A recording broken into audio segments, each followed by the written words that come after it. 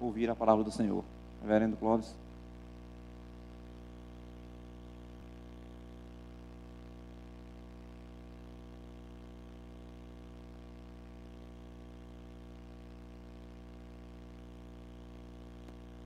Graça e paz em Cristo. Mateus capítulo 10. Evangelho de Mateus, capítulo de número 10.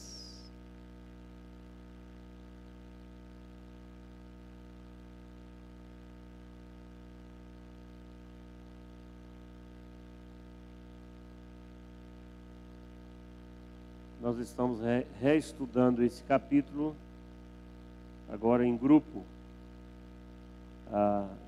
O estudo dele aconteceu nos pequenos grupos. Agora, com toda a igreja, eu tenho falado já desde o domingo passado, nesse capítulo. E tem um propósito nisso. Que está no meu coração ao estudar esse assunto, esse capítulo com a igreja, na ideia do que eu tenho falado aqui, do giro missionário. A igreja precisa fazer, nós como igreja, precisamos fazer o nosso giro missionário. Precisamos indo. Como diz o texto aqui, na medida que seguirdes, pregai, que está próximo o reino dos céus. Jesus chamou, Jesus preparou, Jesus enviou, Jesus disse onde ir, Jesus disse o que eles deveriam levar, e na verdade é o que não deveria levar.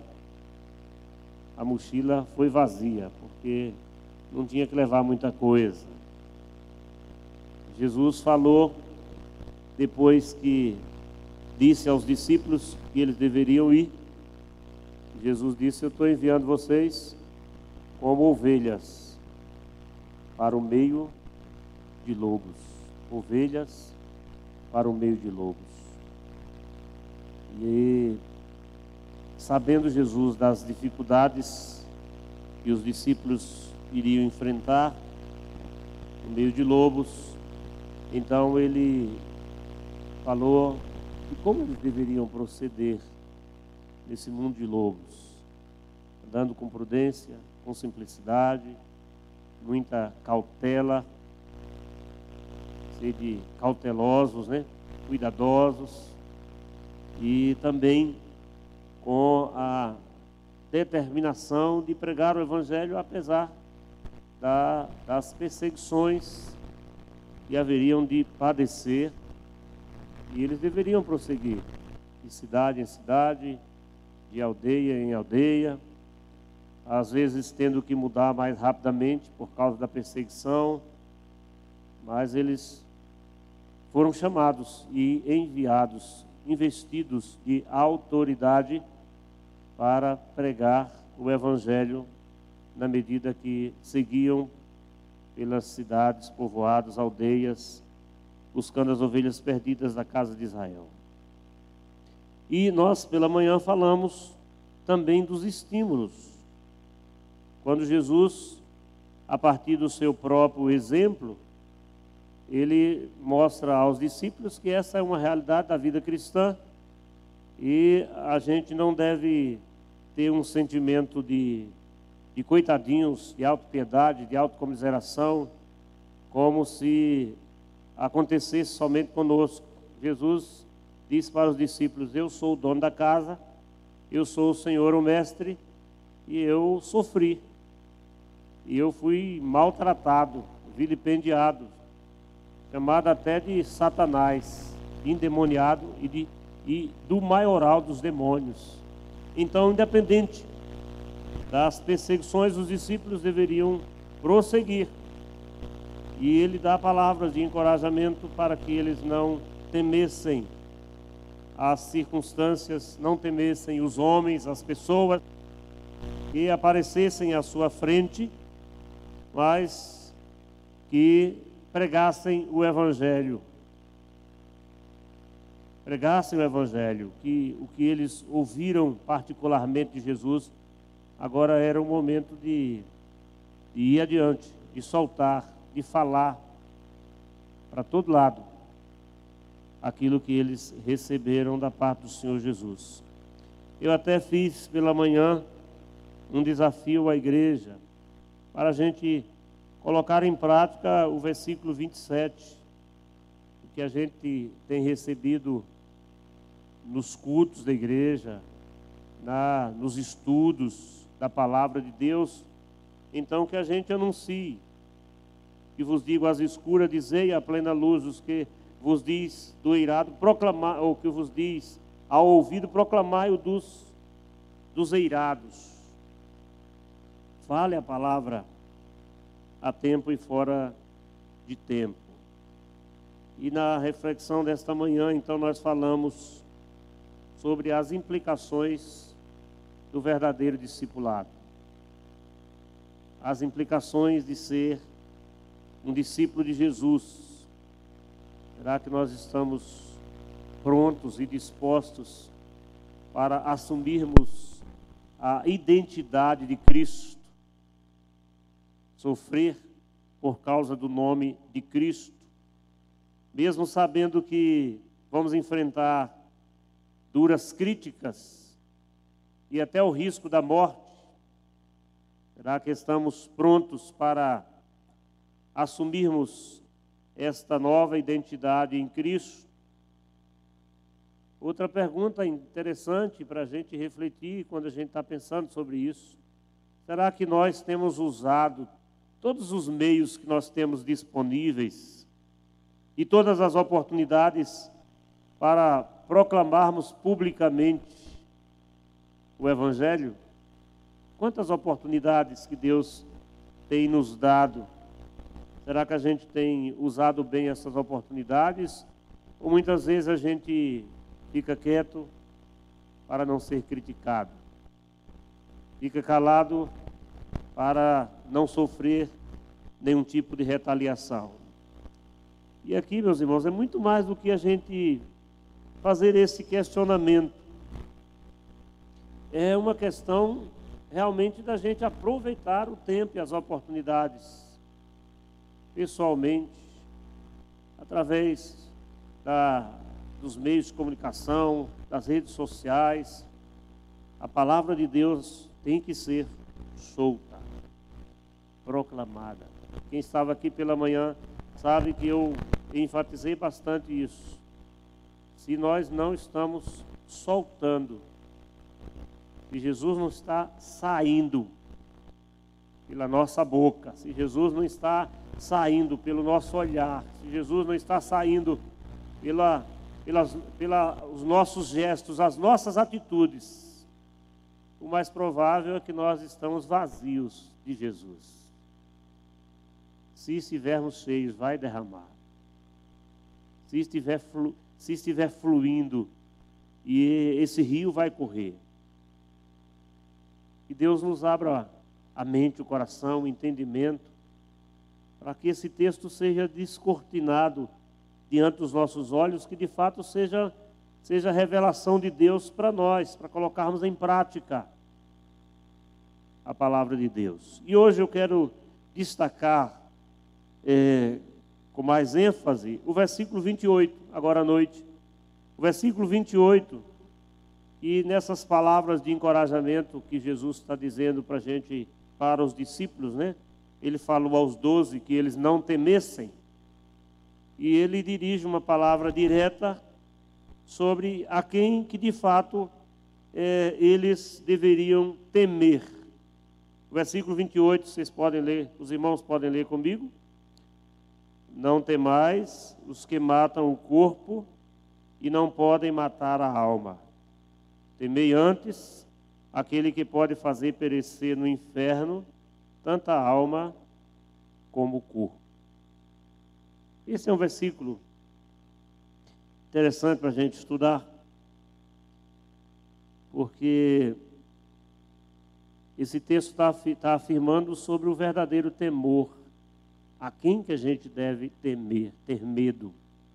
O temor, no sentido de reverência, de respeito, de obediência.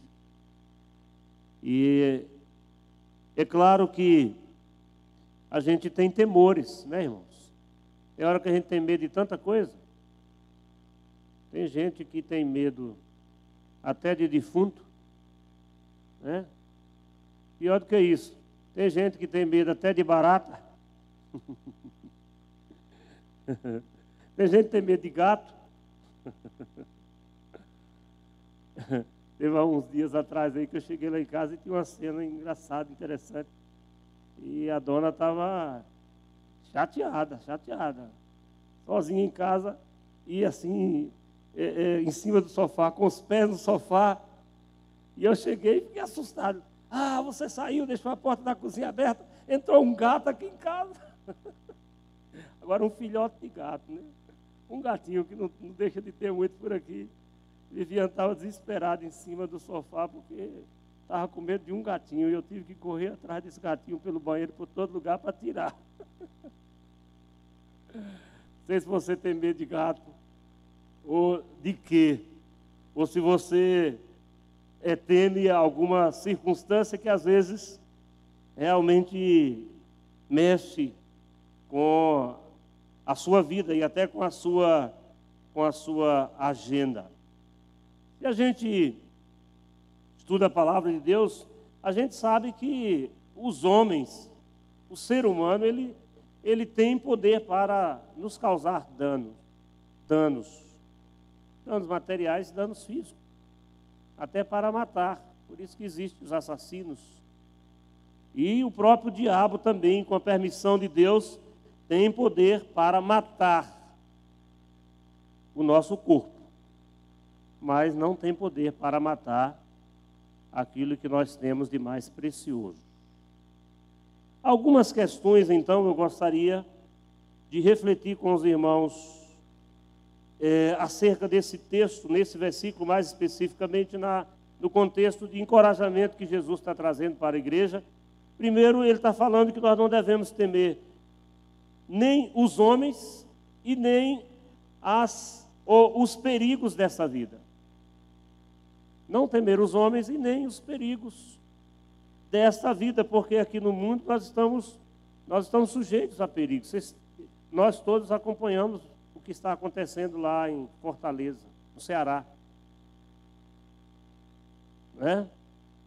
O aumento dos assassinatos, as pessoas, por causa da greve lá da polícia, e o aumento da violência, a gente vê narrativas assim terríveis de pessoas que estão dentro de casa, de repente são assassinadas, sem mais nem menos, sem razão que justifique, as pessoas estão morrendo. Nós somos crentes, nós somos servos de Deus, mas nós estamos no mundo, nós estamos sujeitos a uma bala perdida, nós estamos sujeitos a um assalto, nós estamos sujeitos a um ato de violência e de uma hora para outra nós podemos morrer. Esta é a realidade do mundo que nos cerca. Então,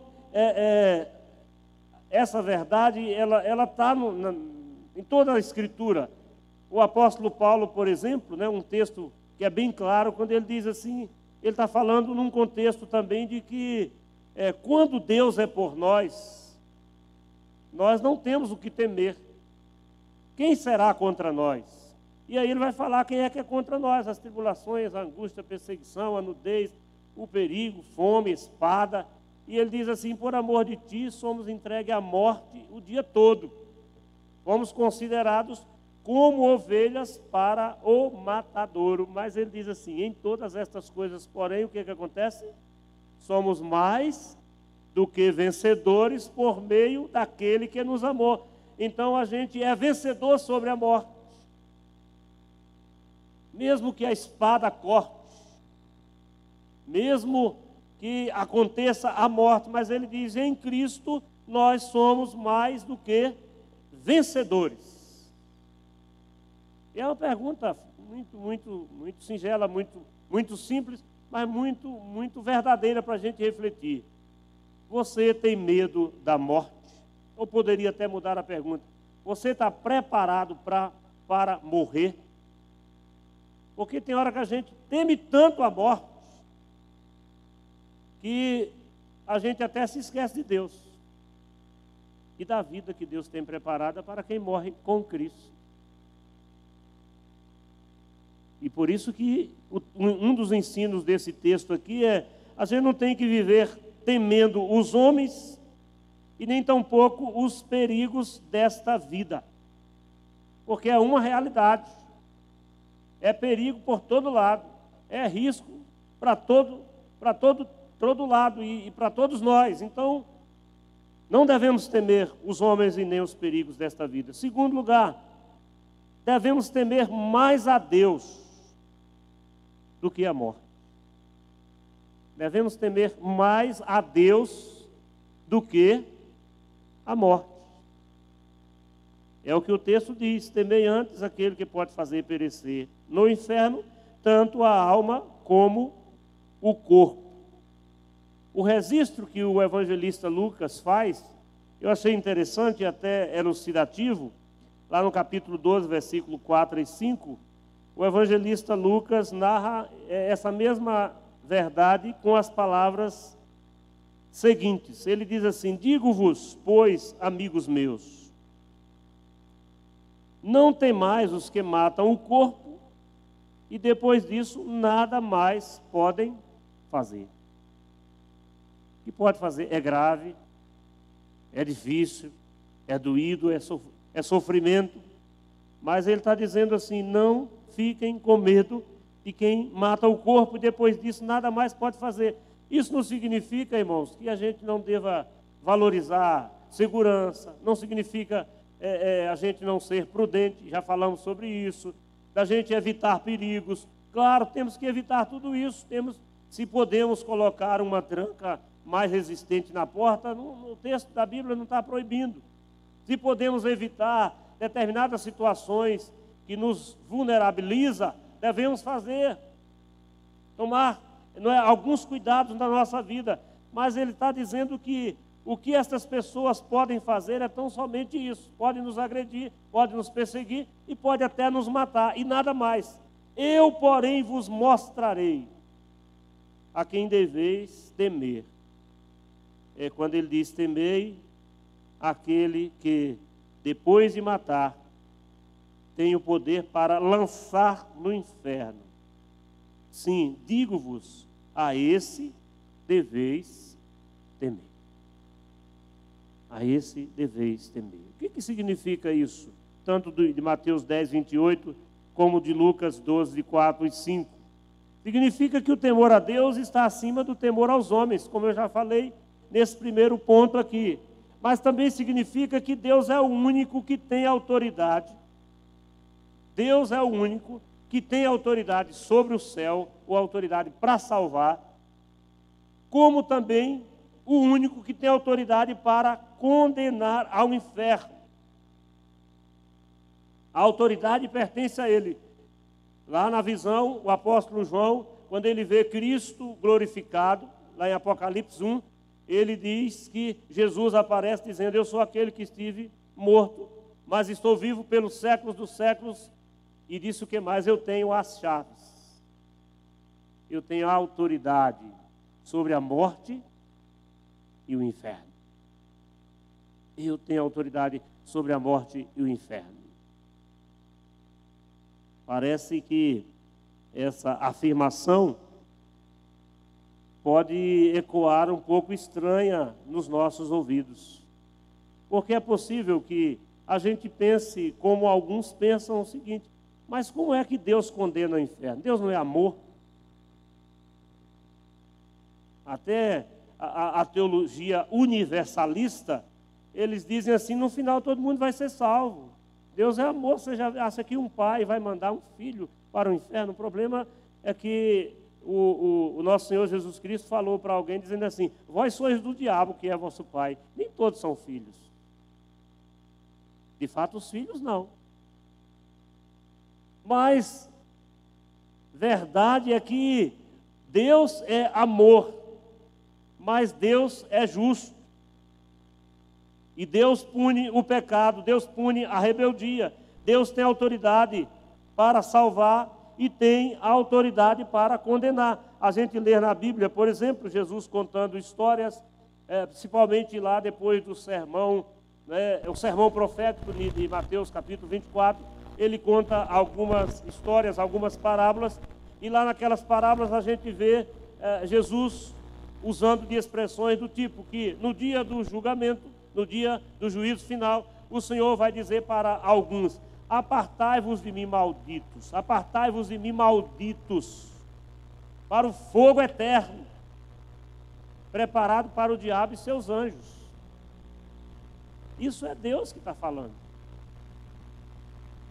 Esse é um veredito de alguém que tem poder não apenas de atingir o físico, de matar o corpo, mas também lançar no inferno tanto a alma como o corpo.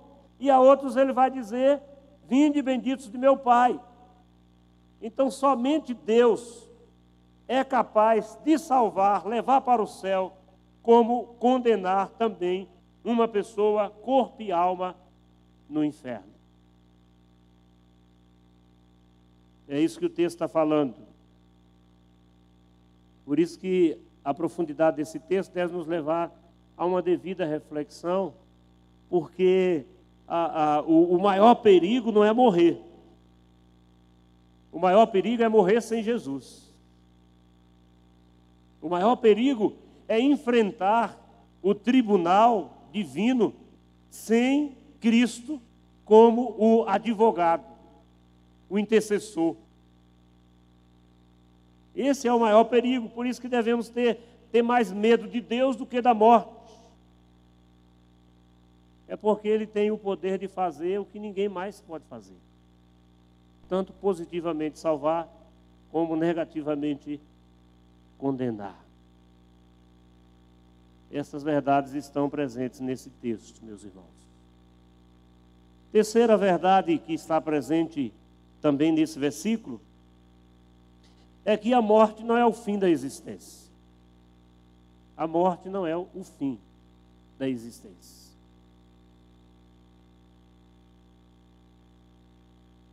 Quem já ouviu algumas doutrinas acerca do céu, acerca do inferno, você vai encontrar dentre as seitas aquelas, como por exemplo, o Testemunho de Jeová, que afirma que as testemunhas de Jeová vão desfrutar de um paraíso aqui na terra, neste mundo, como aí está. Então, isso vai se tornar um paraíso e quem é de Deus vai herdar tudo que está aqui na terra. O que vai acontecer com os outros? Eles vão ser, de acordo com essa doutrina, serão destruídos. Cessa a existência. Morreu, acabou. A outra doutrina, muito semelhante a essa doutrina adventista, a esse respeito, muito bem explicada por eles, mas muito bem sofismada também, ou sofismática, perigosamente atraente até para muitos, é a doutrina do aniquilamento da alma. Os salvos, eles estarão com Deus no paraíso. Mas os que receberam o sinal da besta, os que não seguiram a Cristo, os ímpios, eles serão lançados no fogo do inferno. Só que este fogo do inferno é um fogo que vai consumir, vai queimar e vira tudo cinza. Acabou. É o aniquilamento da alma. Porque eles ensinam a ideia de que o homem é uma alma vivente, um ser vivente. E não haverá essa divisão e nem qualquer possibilidade do homem existir corpo separado de alma. Então vai ser a aniquilação ou o aniquilamento total. Quem está com Deus vai para o céu, quem não está, morreu, acabou. Não tem julgamento, não tem nada, é fim. Fim da existência. Então, as duas ideias são muito próximas, algumas diferenças, mas é tudo de aniquilamento, de destruição da alma, num sentido literal de perder a existência. Mas esse texto aqui, além dele afirmar a constituição humana, corpo e alma, esse texto também mostra que para Deus tanto a alma como o corpo são importantes. Tanto é que nós não vamos viver nos céus, depois da ressurreição, espíritos desincorporados. No céu, a Bíblia diz que o Senhor virá e aqueles que já morreram, que estão desfrutando da presença de Deus, nós cremos assim na doutrina da salvação. Depois da morte, o crente ele vai para a presença de Deus, para o seio de Abraão, ele goza de comunhão com Deus, está vivo, está consciente, vem a ressurreição, um novo corpo, então um novo ser, não é? Com um corpo transformado, então vai viver para sempre na presença de Deus. Por isso que a Bíblia diz que quando Jesus voltar, nós seremos semelhantes a Ele, porque assim como Ele é, nós o veremos, e haveremos de vê-lo como Ele é. E ainda diz assim, que a si mesmo se purifica todo aquele que nele tem essa esperança. Quem quer ser semelhante a Jesus, então vai vivendo uma vida de santidade, cada dia vai vivendo mais perto de Deus, vai vivendo mais em comunhão com Deus, vai buscando aperfeiçoamento da sua vida, na presença de Deus, porque sabe que está caminhando para o céu, um lugar onde não existe nenhum tipo de pecado, de contaminação, é o lugar onde nós seremos semelhantes a Jesus. Amém? Este é o céu. Então, tanto o corpo como a alma é importante para Deus, até porque a palavra de Deus diz assim, que aproveita ao homem ganhar o mundo inteiro e perder a sua alma. Ou numa outra linguagem, o que dará o homem em troca da sua alma? Tem muita gente vendendo a alma para o diabo agora, no carnaval, trocando a sua vida com Deus pelos prazeres. Então, muitos vendem suas almas ao diabo, é uma forma de dizer, pessoas que não rejeitam propostas malignas por alguma recompensa prazerosa aqui nessa vida. Mas a pergunta, é clara, é para dizer assim, como é que alguém é capaz de se entregar ao mundo, de viver uma vida tão somente mundana, materialista, incrédula, como se não tivesse contas a prestar? Então, o que adianta ter tudo e não ser salvo? Como alguém pode negociar a sua existência eterna com Deus por coisas transitórias deste mundo? Isso é importante a gente pensar, meus irmãos, porque às vezes a gente se preocupa tanto com o corpo e parece que o corpo é que é mais importante do que a alma. E deixa eu lhe dizer, o seu corpo e o meu corpo é importante porque é o templo do Espírito Santo de Deus. Não é demérito com relação ao corpo, mas eu estou falando de uma forma simbólica para dizer assim, às vezes a gente não preocupa com a eternidade, se preparar para a eternidade. A gente quer esse mundo tangível, onde a gente pode, através da nossa sensibilidade, ter alguns sentimentos, nos envolvermos com este mundo. Então, esse texto está ensinando que a gente tem que tomar cuidado, porque nós temos contas a prestar diante de Deus e devemos estar preparados para a eternidade. Não é o temor das circunstâncias da vida presente, mas é o temor de morrer, chegar diante do trono de Deus e receber o veredito de condenação. Apartai-vos de mim, malditos, para o fogo eterno, preparado para o diabo e seus anjos. Ao afirmar que a morte não é o fim da existência, é claro, nós estamos afirmando a imortalidade, a doutrina da imortalidade da alma e também da vida após a morte. Devemos entender nesse texto aqui, quando o texto diz assim, temei antes aquele que pode fazer perecer. Fazer perecer. É aí que entra essa palavra aqui, é muito importante a gente entender. Porque alguns entendem aqui esse fazer perecer como aniquilamento da alma, destruição total. Como eu falei antes, é o exemplo que eu falei a esse respeito das doutrinas da Adventista Testemunha de Jeová. E esse texto está falando da doutrina do castigo eterno para os ímpios. Eu gostaria de ler alguns textos com os irmãos, antes da gente concluir. Olha só o que está escrito, por favor. Mateus 25, versículo de número 46. Acompanhe atentamente a leitura dos versículos que eu vou colocar aqui para a gente ler agora. Por favor, abra a sua Bíblia. Faça um barulho aí passando as páginas. Vamos lá. Mateus capítulo 25, versículo 46. Acho que eu fiz a menção dele. Mas aqui, aliás, não fiz não. Foi outro que eu falei. Mateus 25, 46. O que está escrito aí? Irão estes para o castigo eterno, porém os justos para a vida eterna. Se a vida é eterna, é um contraste, o castigo também é eterno. Olha também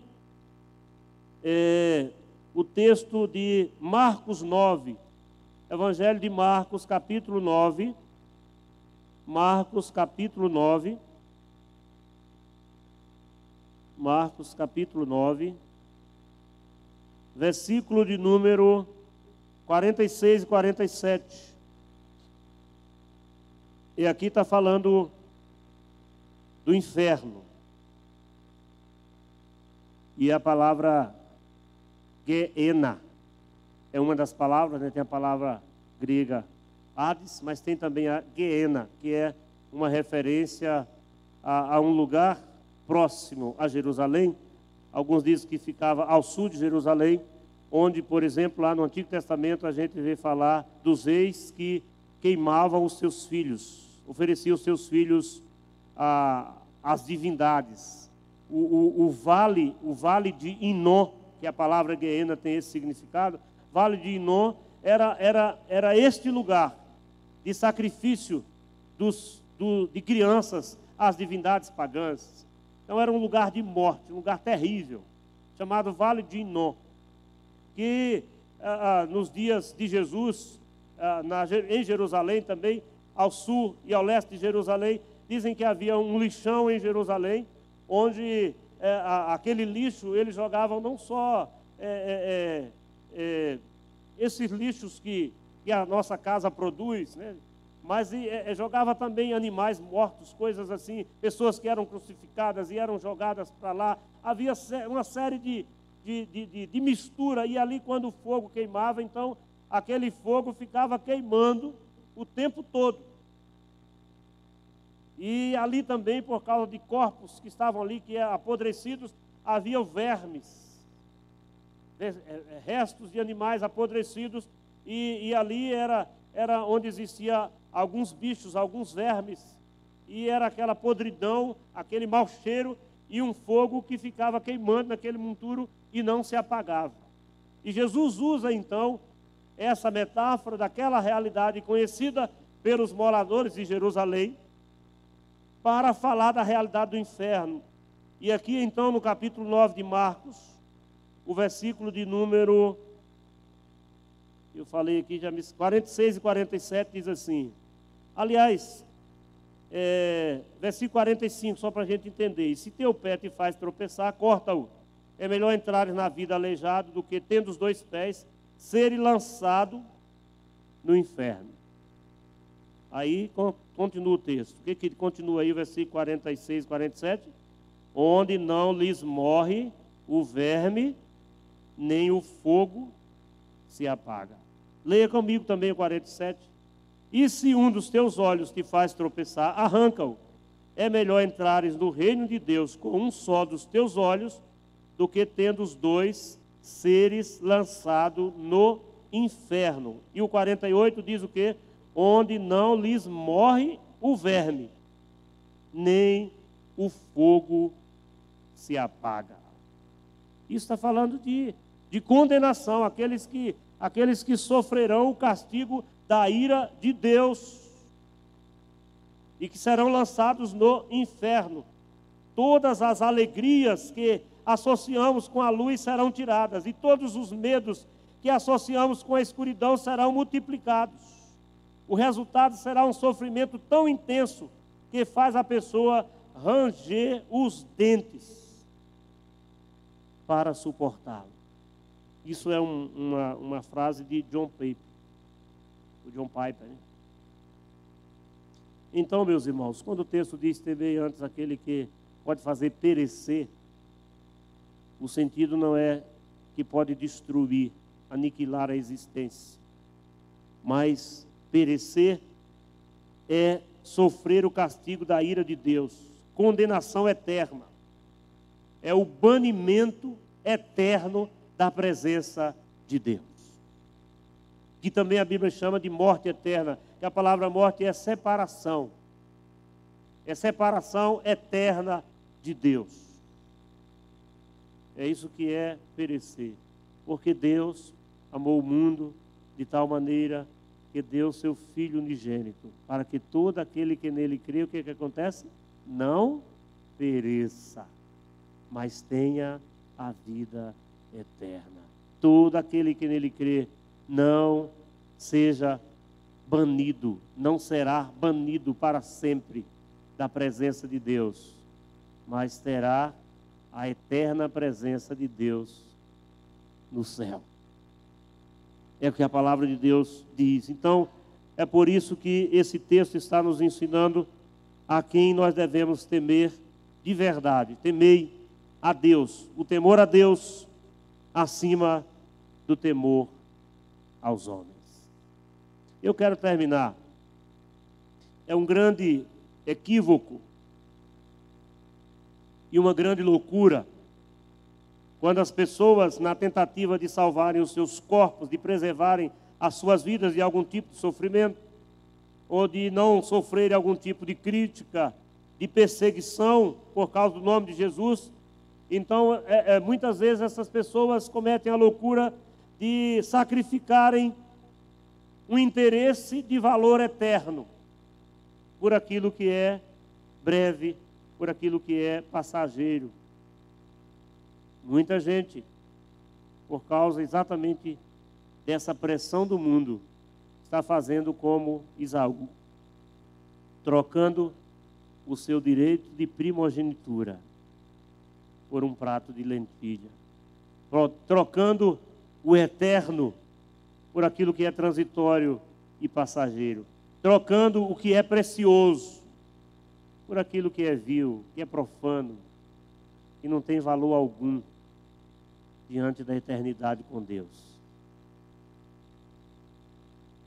Não temais os homens, mas temei a Deus, porque Deus é o único que pode fazer aquilo que homem nenhum pode fazer. Ele pode salvar do inferno, da condenação e levar para o céu. Mas Ele pode também lançar no inferno, de corpo e alma, condenação eterna. É por isso que não é o temor ao pastor, não é o temor ao pai, não é o temor dos homens, não é porque alguém está vendo, não é porque o que é que vão dizer de mim, é porque eu tenho contas para prestar diante do Deus que é justo, que é santo, que é fiel, que é verdadeiro. E eu termino com esta palavra. Você está preparado para a eternidade com Deus? Não tema os homens. Não negocie a sua vida com Deus por as coisas deste mundo. Quem teme a Deus não faz isso, ainda que morra, mas morre para viver com Cristo, que é incomparavelmente melhor. Vamos orar ao Senhor nesse momento?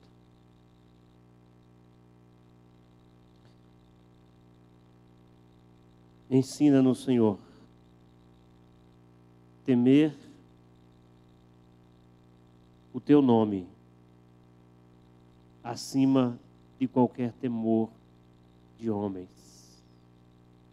Que nada nesse mundo nos amedronte tanto como a realidade de quem o Senhor é. Tenha misericórdia de nós, pecadores. Nós oramos ao Senhor para que o Senhor fortaleça o nosso testemunho.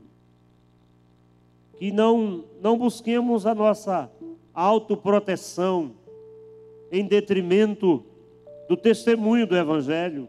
Que ainda que soframos perseguição por causa do Evangelho, que os homens nos persigam, nos caçem e até nos matem, mas que o temor ao Senhor esteja acima do temor aos homens. Ó Senhor Deus, nós estamos estudando palavras tão profundas e sérias, e eu te peço também nessa noite, move a tua igreja, move a tua igreja, move a tua igreja, Senhor, a sair. Move a tua igreja a abrir a boca, move a tua igreja a testemunhar, move a tua igreja a pregar a palavra, move a tua igreja a pregar o Evangelho. O Senhor diz que estará conosco todos os dias. O Senhor diz que cuida das nossas necessidades. E sejamos testemunhas verdadeiras diante dos homens, para que o Senhor também testemunhe de nós diante do Pai, que não neguemos o Senhor aqui neste mundo tenebroso, que não haja recuo na nossa fé, no nosso compromisso com o Teu reino, mas possamos falar do Senhor, confessar o Senhor diante dos homens, para que o Senhor nos confesse diante do Pai, que está nos céus, como está escrito nesse texto. Fortalece a tua igreja para enfrentar o mundo dos lobos vorazes que vem contra nós, mas que na autoridade do Espírito Santo a tua igreja possa abrir a boca, como aqueles primeiros cristãos que enfrentaram as cadeias, as prisões, os açoites, mas quando saíam das prisões, eles continuavam falando. Concede à tua igreja intrepidez, foi a oração da igreja primitiva, para que possa anunciar a tua palavra com ousadia. Enche-nos com o Espírito Santo, para continuarmos pregando a palavra por todo lugar, Senhor, sem temer os perigos, sem temer os homens, mas tão somente temendo o Senhor, obedecendo a tua voz. Fazemos a ti esta oração em nome de Jesus, nosso Senhor e Salvador. Amém. Amém. Deus abençoe a sua palavra e as nossas vidas. Tem algum cântico para entoar? Então vamos cantar ao Senhor. Depois eu tenho um aviso, antes dos irmãos saírem.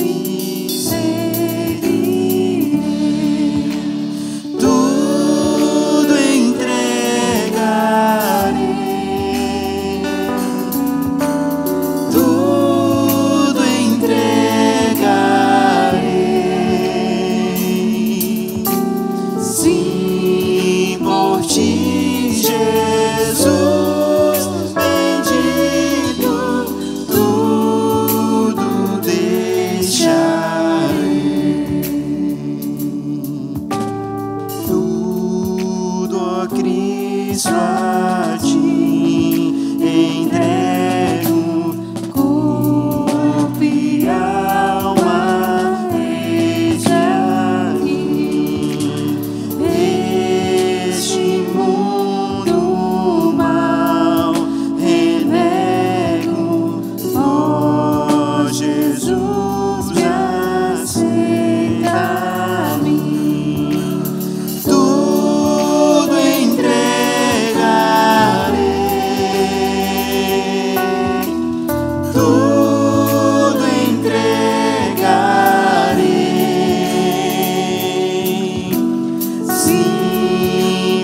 ti, Jesus bendito, tudo deixarei, tudo entregarei. Entrega hoje a tua vida a Jesus. Tudo entregarei. Renuncia o mundo e entrega a tua vida a Cristo hoje. Sim, por ti, Consagra a tua vida ao Senhor para viver para Ele, para a glória dEle. tudo deixarei. Aleluia. J.C. Riley diz assim: temo a Deus e, portanto, não há outro ser que me amedronte. Temo a Deus